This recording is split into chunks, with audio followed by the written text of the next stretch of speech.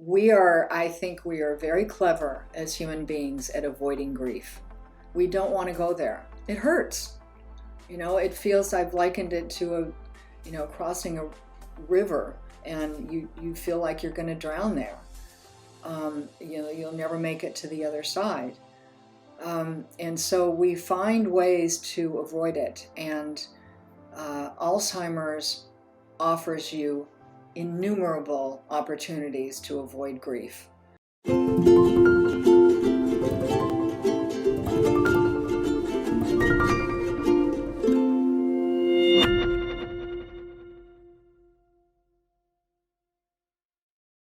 Hello, everyone. I'm Dr. David Perlmutter. Welcome again to the Empowering Neurologist.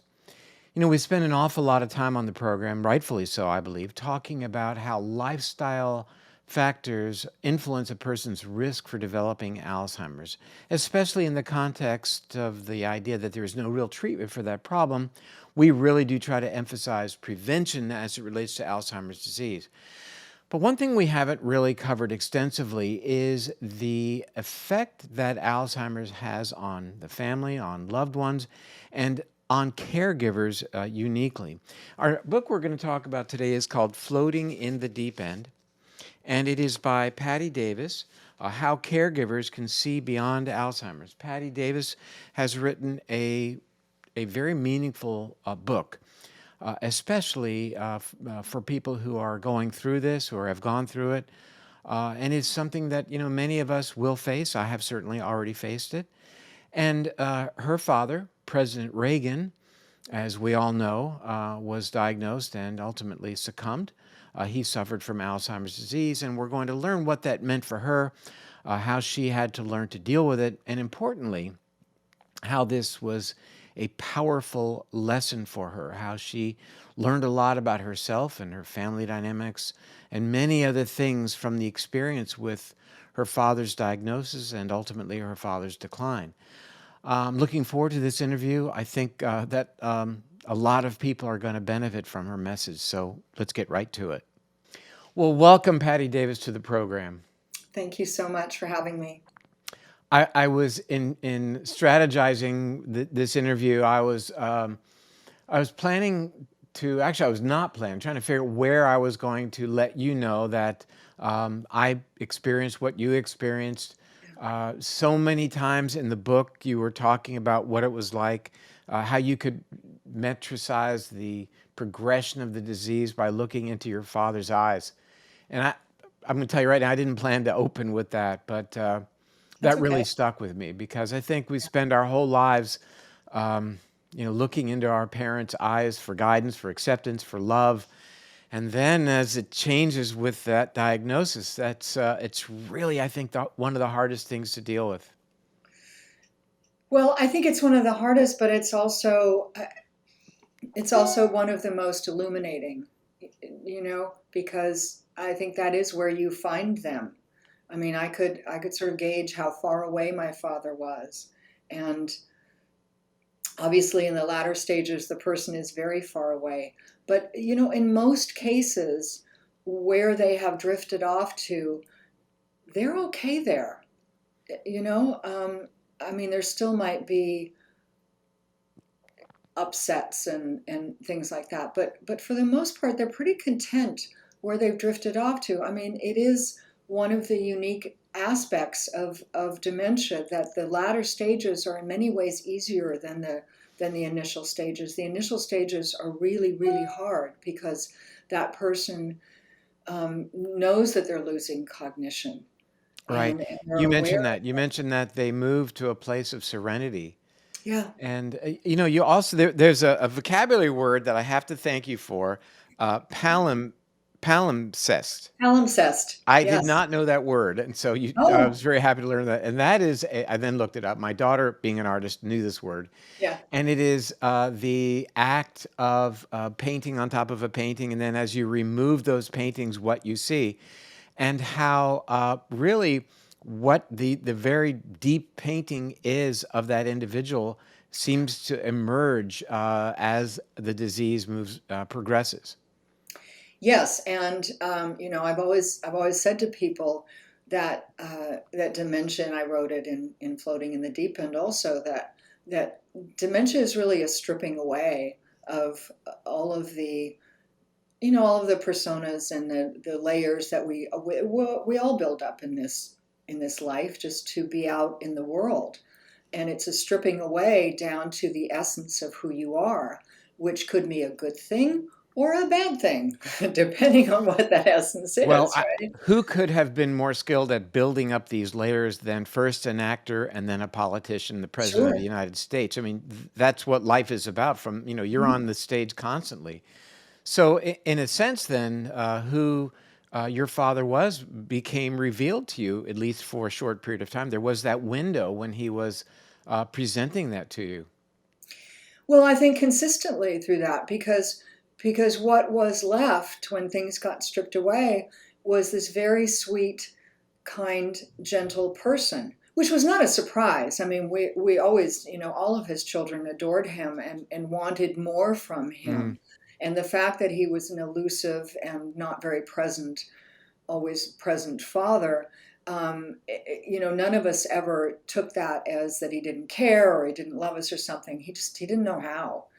And but we all loved him and wanted more from him. So that wasn't a surprise. But I've had people say to me, usually about a parent, rarely about a spouse, usually about a parent, that with dementia suddenly they're racist or something, or suddenly they're just furious all the time or something, and they were never that person before. But then you talk to them more, and you're going, okay, like you never saw a glimpse of this person, like you never saw that rage, you never heard an offhand racist comment or something like that. The more you dig, they go, well, yeah, there were a few times, but it wasn't really what they led with. It wasn't who they were all the time. No, right. but it's who they were underneath. And And that's they were what's able to left. adapt to social constraints Right. and rein themselves in. So that's Right. this lability that we see as dementia progresses, that it does, in fact, removes those constraints, and people then allow that to manifest. Yeah. The main thing for me in our time together today is that on our outreach has been for the past 25 years, the notion of the role of lifestyle choices in influencing risk for Alzheimer's, a disease for which we have no meaningful treatment, affecting now 6.2 million people. And as I mentioned in the introduction to our time together today, there's really not that much dedicated to those who are really impacted most. You mentioned that ultimately an Alzheimer's patient gets to a pretty serene, that was your word, place, Mhm. and that it's the rest of us who are really having the tough time with it. And that importantly, there was a pretty good dedication to the notion that family dynamics are really stressed and can go one way or another, and that this isn't the time to try to repair old wounds in relationship to the Alzheimer's patient, but perhaps there is this opportunity for family members to gain some realization about what really matters, but that this diagnosis in mom or dad or loved one really brings out these family dynamic issues that have been present since childhood. Yeah. Okay. So a couple of things.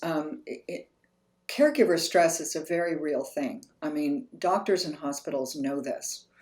So when I stopped running my support group after 6 years, I've been running it twice a week for 6 years for a combination of reasons, mostly having to do with time, because it's not just twice a week. There's a lot of outside work, and I'd managed to publish one book in those 6 years, but I needed to get back to my work as an author. Um, I thought, well, I'm going to take this to a different phase, and I'm going to license it to hospitals. And I wrote up a pamphlet and everything. And the model that I presented was for once a week. I thought that would be more palatable for a hospital. Two hospitals licensed it. I got many no's. Um, all of them really the same, saying, "Oh, it's a great program, great idea. This is just not in our budget." Mm, The cost of running this group with the two facilitators, if you go by, my pay scale and stuff like that, is about 30,000 a year for a hospital, which is pocket change. So when they said it's not in our budget, I heard we don't care enough, which is true. The medical establishment knows full well that caregiver stress is a very real thing, and that caregivers of people with dementia particularly are very likely to get ill and even die before the person that they're caring for, because of stress, because of heart attacks, strokes, stress-related conditions. The person with dementia doesn't have any stress. Every moment's new, right? Even if they get upset, in 10 minutes, it's over, right? It's the caregivers that hang on to things. And, so if you know that, then why wouldn't you try to prevent those caregivers from becoming patients themselves? I mean, I think it's just irresponsible. Yeah, I think you mentioned how your program was canceled because you were told in so many words that basically Alzheimer's is not remunerative. And, Hmm. they wanted to have, my sense in reading that, though you didn't fully explore it, was that the hospital kind of had a sense they could do other things, cardiac rehab or whatever, for which they would actually receive compensation. So it was basically just a money thing. Sure. Yeah, I mean, most Alzheimer's patients, obviously, there's early onset Alzheimer's, there's frontotemporal dementia that affects younger people. But for the most part, Alzheimer's and other forms of dementia affect older people. There is no cure, there is no treatment. I had a friend recently, very recently, the other day, who knows someone who's dealing with their father who has Lewy body dementia, which, as you know, is just brutal. And the doctor actually said to this woman, I don't have time to answer all your phone calls all the time. I thought, oh my God, really? I mean, there are a lot of questions that come up, particularly with something like Lewy body, and you don't have time to answer those questions.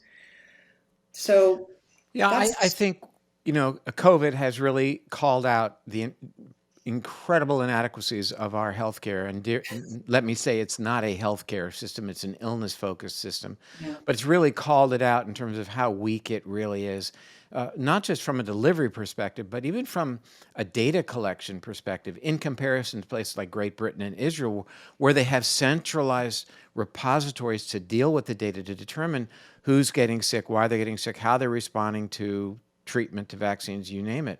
And so it is with Alzheimer's as well, that there's no comprehensive overriding plan to deal with the disease and all of its manifestations. And the caregiver burnout is as you well mentioned, a huge manifestation of that diagnosis in an individual. So it's a much broader diagnosis affecting so many other people. We don't deal with it in any way, shape, or form here in America. yeah. I mentioned in this book, I had somebody in my support group who got one of those environmental lung diseases. I think it was valley fever. I think I'm right, but I could be wrong. Anyway, it was one of those that you get like when you go to the Mojave Desert and breathe in the dust, except he hadn't gone into the desert. He was just here in Los Angeles. But he got that, and he was being, treated with antibiotics or however they treat it. And I said to him, in Chinese medicine, the lungs are the organ of grief. So you might want to just mull that one over, you Why know. not? I mean, we don't know each other, but I'm certainly open to that. Having done this for as many years as I have, I've seen enough and experienced enough that you've got to keep an open mind. Because if you don't, it means you think you know everything, and I can Right. I say for wasn't sure, suggesting that he not be treated as he no, was being for his treated, but I just wanted him coccidioidomycosis. to have in his consciousness that what was going on here, in my opinion, I'm not a doctor, but it's just something to think about. Why did he get this lung disease? You I know? want to digress for just one second because you brought up something very important in the book, and it's not caregiver related. That's really what we're focusing on.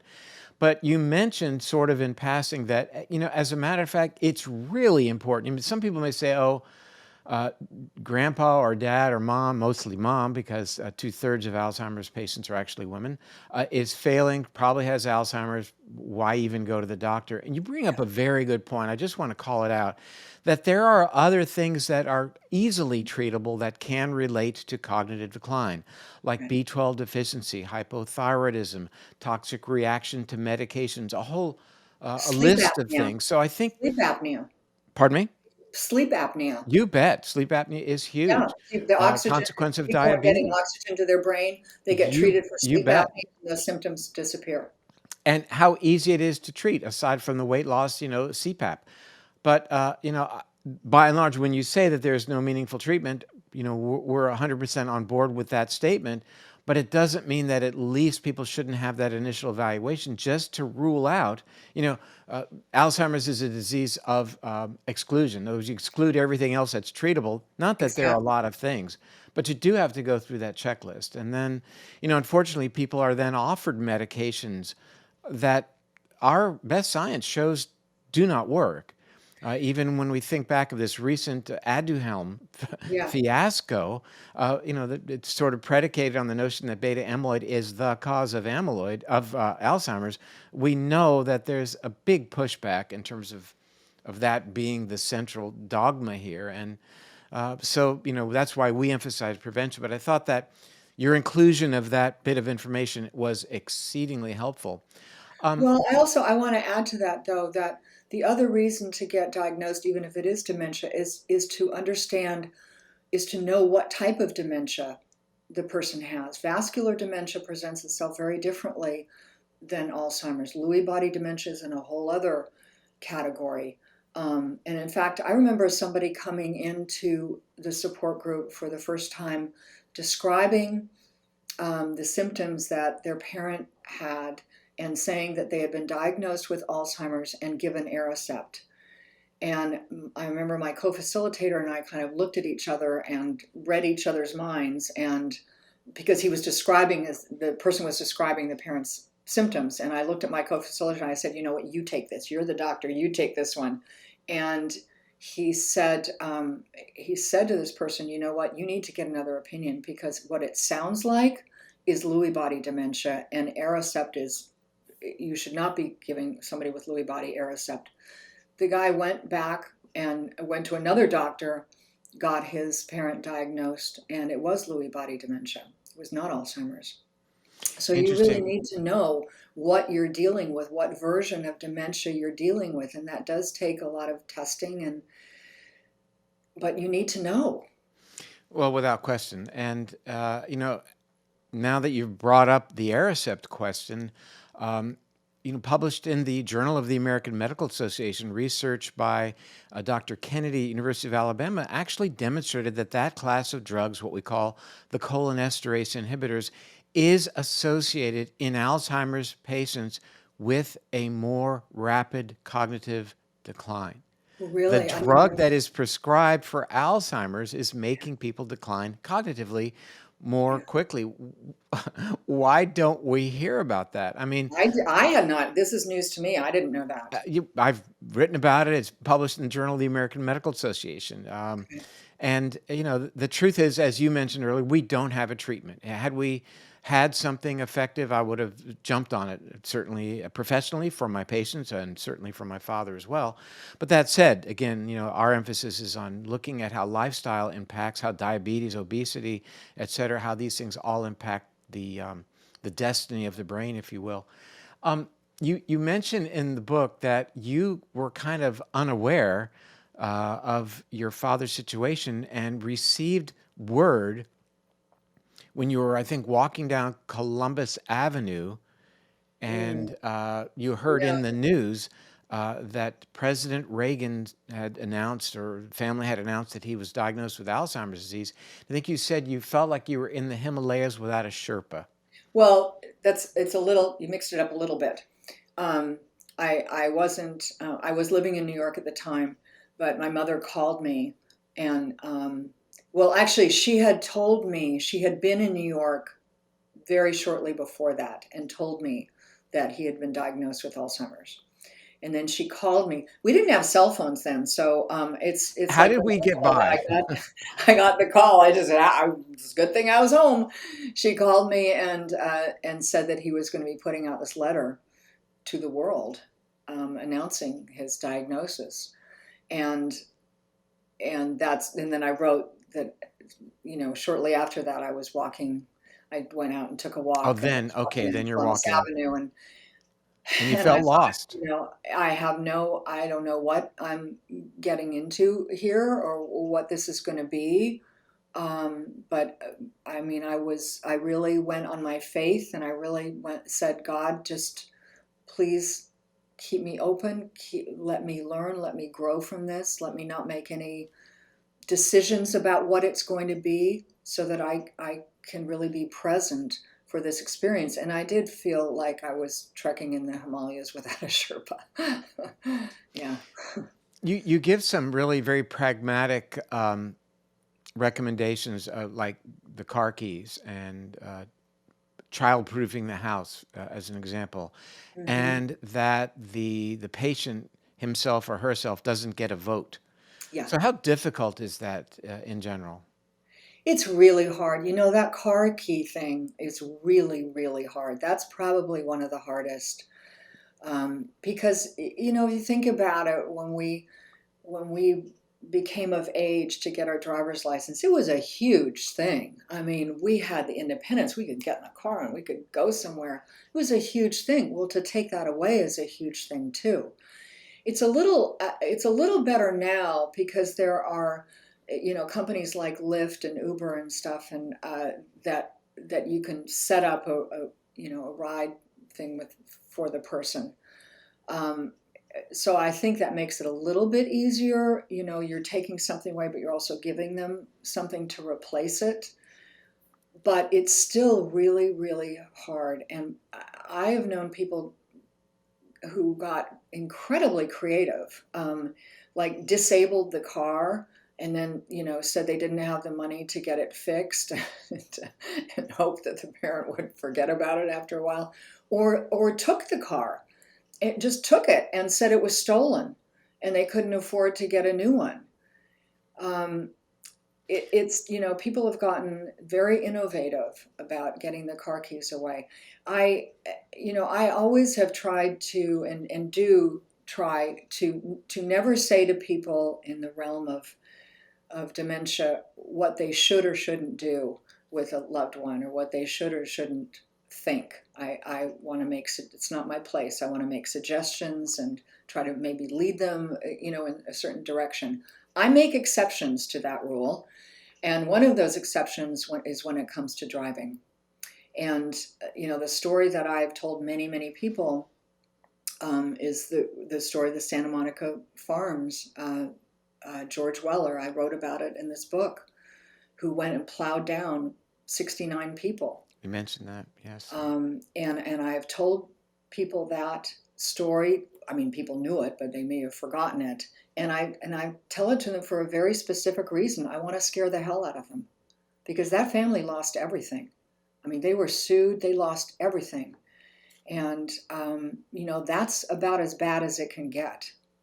So that's what you're playing with. So I've had people say, "Well, I drove with them, and they were fine, and well, they only drive a couple of blocks." Yeah. No, I mean, no. one of the earliest things that goes in Alzheimer's, it's judgment, and kind of a good thing to have if you're operating a motor vehicle. Um, Yeah, but the substitution, I think, Lyft, Uber, et cetera, golf cart, if it's a gated community, for example, you can't get into sure. all that much trouble with a golf cart. Another substitution you talked about in the book that I put a smile on my face, actually, and I think that maybe is why you did it. That your dad always loved the water. He always would swim in the ocean, et cetera. He was a great swimmer, Mhm. and that as his Alzheimer's progressed, he came to find enjoyment cleaning the magnolias out of the swimming pool, Yeah, to the extent that the Secret Service agents would throw magnolia flowers into the pool so he would have the opportunity to take them out. That was yeah, great. yeah, yeah. He could stand there for a long time with that, with that scooper. And, I think he still could have. I understand not letting go in the ocean. I get that. But I think he still could have gone in the swimming pool, but it wasn't my call. My mother was running the show, and it wasn't my call. Yeah, But sometimes those, yeah, well, what you just mentioned we should explore in a moment, but sometimes those really deep and important parts of someone's life, and just from your description, it sounds like swimming was a really big part of his it life. was. Well, Yeah. it reminds me of a program I saw last night, actually 60 Minutes on Tony Bennett, Yes. and Wasn't that great? very advanced in terms of moment to moment interactions.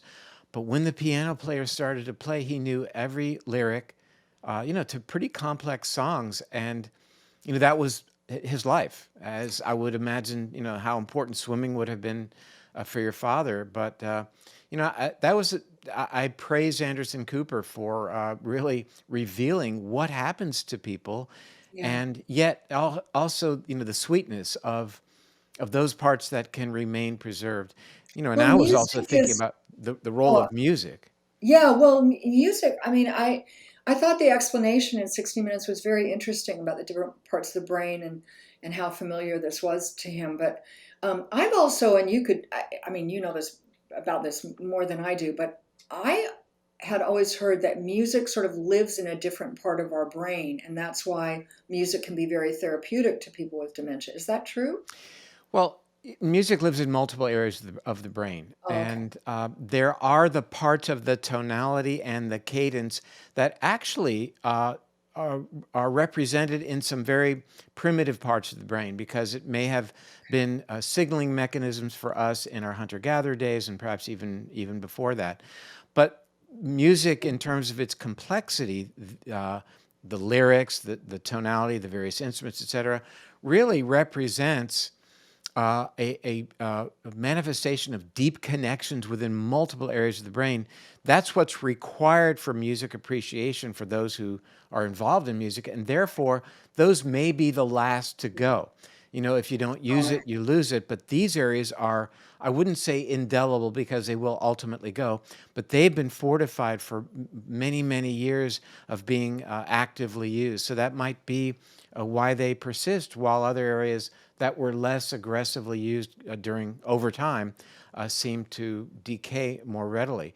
It may also explain why individuals with higher educational levels are somewhat more resistant to Alzheimer's, or at least their rate of decline may seem to be slower because of the use versus disuse kind of hypothesis. Right. Whether that's true or not, you know, I guess future research will tell.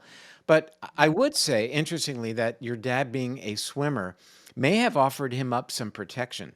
We're now seeing quite a bit of literature that's talking about the effect of hypothermia or just lowering your core temperature. I don't mean becoming hypothermic, Yeah, but I know what you mean. the whole notion of just cooling the body in terms of how that actually stimulates the connection of one neuron to another. Actually, the Wow. synapse gets strengthened by cold water immersion, anything that really lowers the core temperature. Really interesting. Wow. Yet another thing I didn't know. Cryotherapy. Yeah, there's a Yeah, interesting. we're all going to be running those cryotherapy I things. would tell you there's some good science behind them, and I have a sauna. I don't have a Oh, I don't know. cryotherapy. I can't get cold water in South Florida. Right now, our pool is probably 88 degrees. I wish Yeah. we had an air conditioner for it or a water conditioner. Um, Let me get back to our story, though. Quote from you is that your father's Alzheimer's saved your life. How so?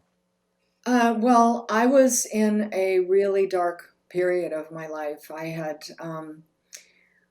was divorced. I was fleeing an abusive relationship, and I did what I am prone to do. I ran away from California across the country to the East Coast. I sold my house at the bottom of the market. The real estate market had crashed. And I said, I don't care, I'm selling my house. I lost basically everything. Um, I had, like, just enough money to make it across the country. Um, and, it was just one of these periods where I knew nobody in New York.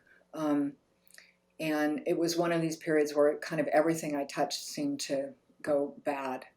And I was just in such despair.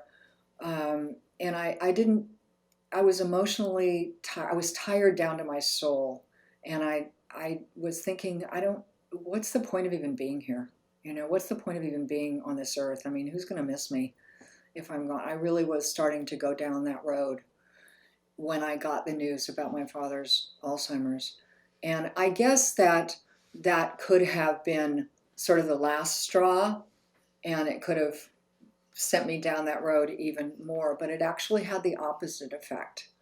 I thought, okay, this is bigger than me. This is bigger than my problems. This is bigger than my pain, and I want to show up for this. And also, my father's letter to the country had such courage and grace in it. And I thought, if he can stand in front of this disease that's going to steal him and ultimately kill him, I can I can navigate my way through what I'm going through in my life. It was bigger than me. And I remember thinking, I've gotten so many things wrong in my life. I have to get this right.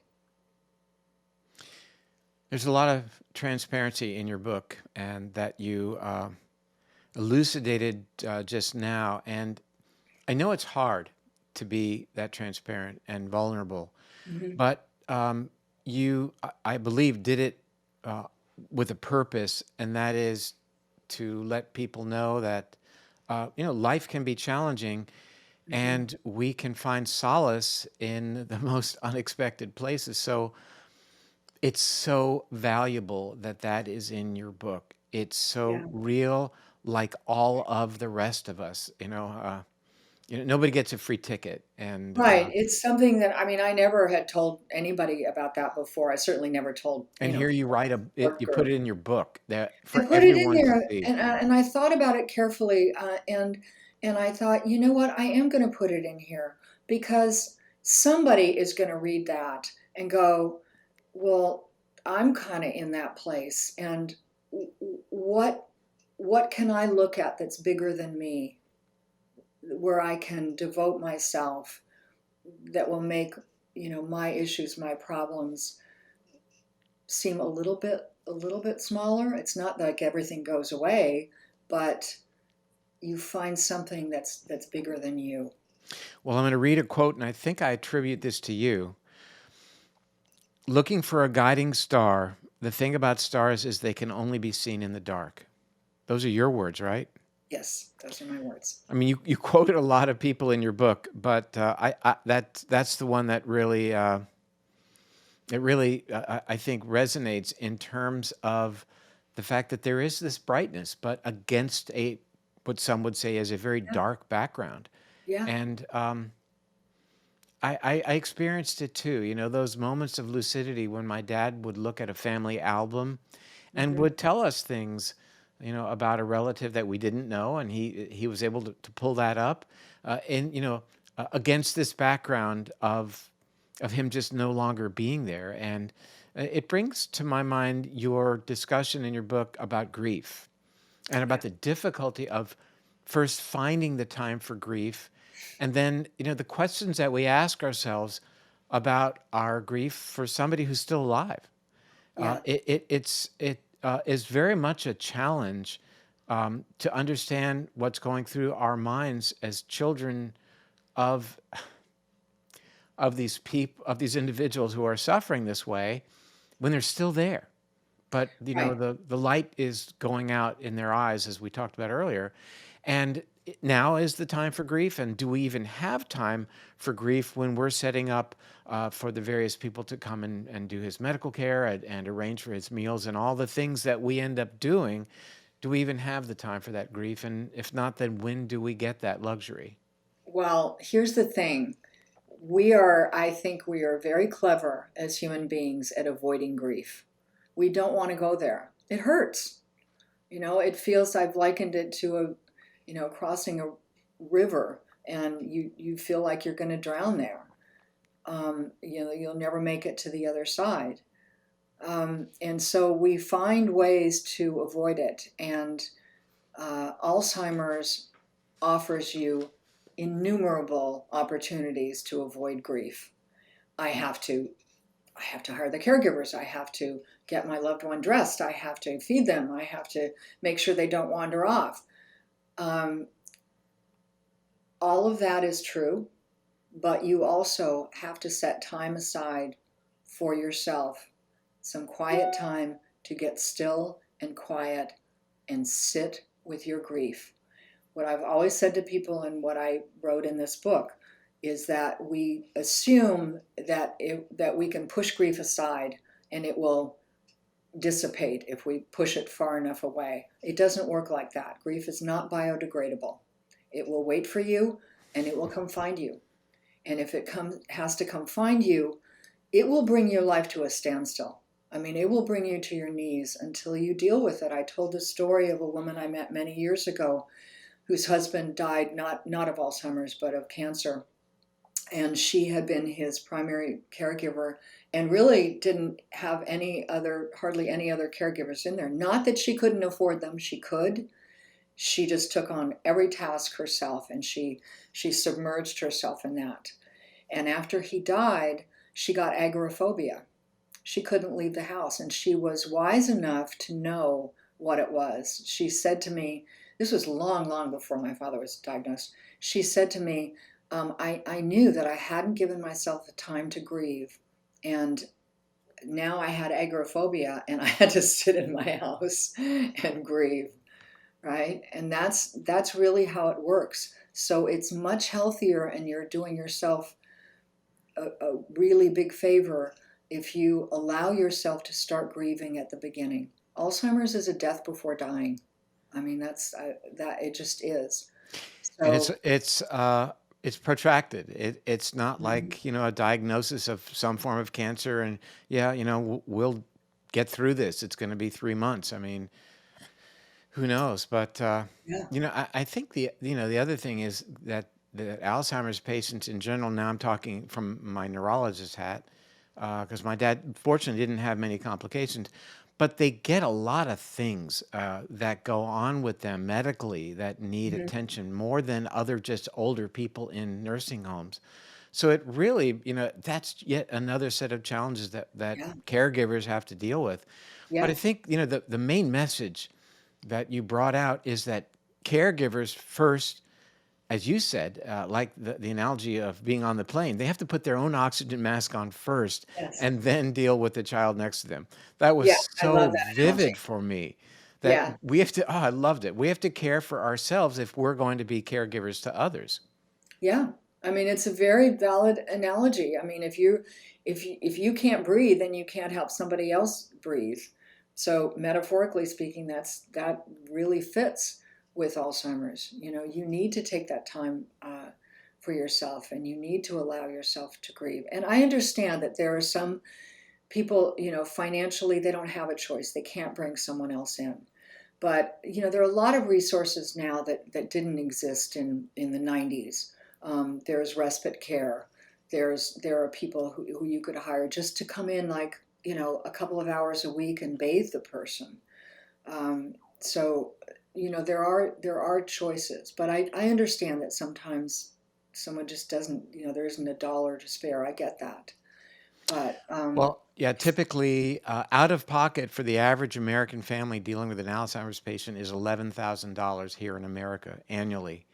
And, with Medicare and other private insurance ending up paying somewhere around $350 billion in the care of Alzheimer's patients. So it's but virtually all of that is dedicated to the direct care of that individual, yeah, as opposed to, as we talked about earlier on, recognizing that this is a health threat to the caregivers. yeah, It's a health threat to the families by virtue of the lack of sleep, by the virtue of the dietary changes, the stress, and all the things that end up, as entrees to yeah, real disease that is, quantifiable. yeah, yeah, Um, you were talking earlier about the family dynamics and about how siblings have different viewpoints about what should happen with mom or dad. And there was a quote that you brought up from A Course in Miracles mhm, that would you rather be right or would you rather be at peace? yeah. And I think, gosh, yeah, we could sure apply that to so many of the experiences that we're having in our general world right now. I mean, do you want yeah. to dig your heels into the sand and maintain your position, or do you want to come to a place where there's acquiescence and resolution? You talked about it in terms of the family dynamic in the Alzheimer's patient, but gee whiz, there's so much involved today about being right and not being at peace. Yeah, and I think it's a really, really important question to ask yourself in all walks of life. Um, in the context of family and dealing with Alzheimer's or any version of dementia. Um, I think I think it's an important question to ask, but also I don't think there's really a wrong answer because I think sometimes we just want to be right, right? And so you own that. Like in this moment, and I know, I mean, I asked myself that question a lot when I was in the 10 years of my father's illness, usually when it came to my mother. And there were moments when I went, no, you know what? I don't care about being at peace. I want to be right. And you just have to own that because then what happens is you do that enough times and you go, this just doesn't feel so good anymore. I'm not really getting the satisfaction from being right that I did before. So Yeah. maybe next time I'll choose peace. Uh-oh, my cat Minnie is going to join Oh, us. what a great coloration. That's great. I heard her meowing back there. I thought, I know she's going to come in here in a minute. Sorry about that. Um, I'm thinking that the notion of, well, why is your opinion more valid or more appropriate? Why are you right? And I remember dealing with a family, and one sister said to the other sister, they were trying to come up with a decision that you have to listen to me because I'm older. One was 77 and one was 75. That was the fallback that justified that she was right, and therefore you better Right. listen to me. Well, I, see, but usually I just want to say this about the homeostasis of a family is what it is. It's evolved over decades, right?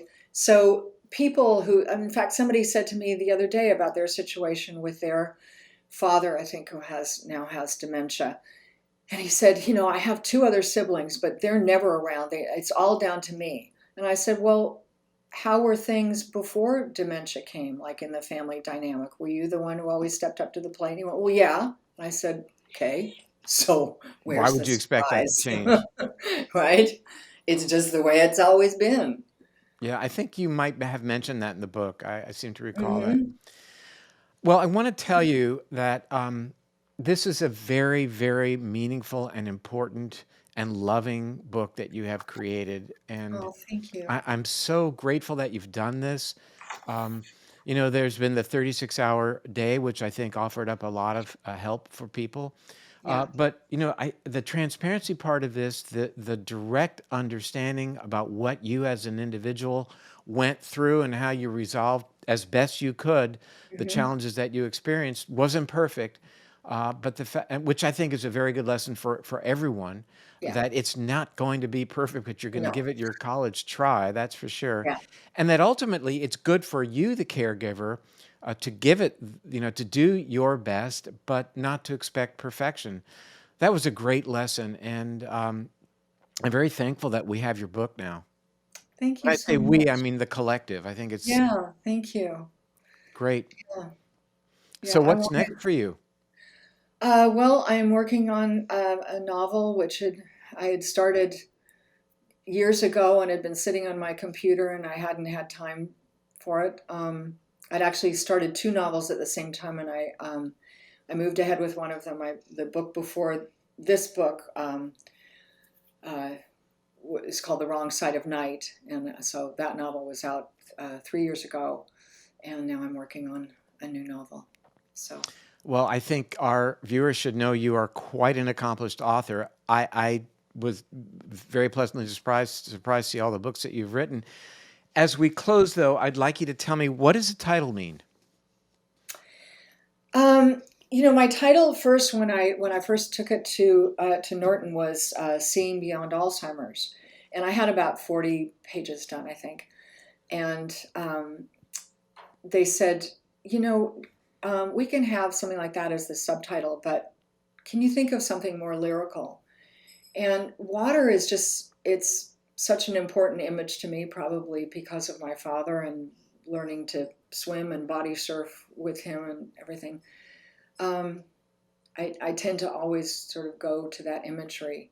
And the title just came to me that, that is what it feels like, that you are in deep water and you just need to, you have to float there, you With have to stay magnolia above flowers, water line. right? With But magnolia flowers. yeah, yeah. Well, thank you for spending time with us today, and again, thank you Thank you. for doing what you did. This is it's going to help. And I hope we so. talked earlier about the transparency part, but when you look at the risk benefit, I'm sure you weighed that. I think the benefit here is incredibly higher than any risk. So thanks for doing that. Oh, thank you so much. I really appreciate it. Bye for now. Bye. What a message. And thank you, Patty, for that message. This is a situation that many of us have already found ourselves in, and certainly a lot of us are going to need to deal with moving forward. A lot of great lessons that we were given today, a lot of things that we should be thinking about, and a lot of tools, importantly, that we were given that can help us when we have to move through this situation. There are some upsides that were made very clear to us today, weren't they?